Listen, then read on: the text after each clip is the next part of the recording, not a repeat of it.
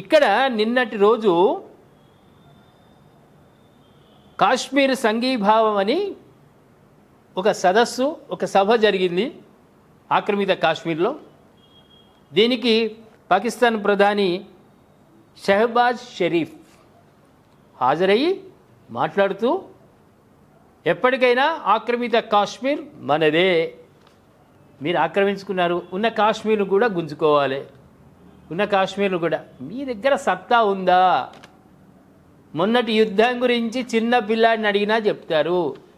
తోక పటాకులు లాంటి పటాకులు పంపించారు మన మీదికి.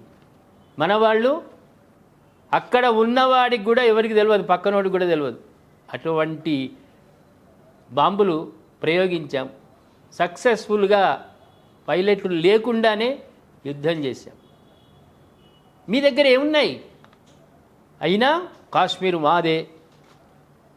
ఓ పాకిస్తాన్ యోధులారా, ఆక్రమిత కాశ్మీర్ను తొందరలోనే మేము కబ్జా చేసుకుంటాము, అది మా గడ్డ, మీరు చొరబడ్డారు అంతే, మా కాశ్మీర్ను ఏమీ చేయలేరు.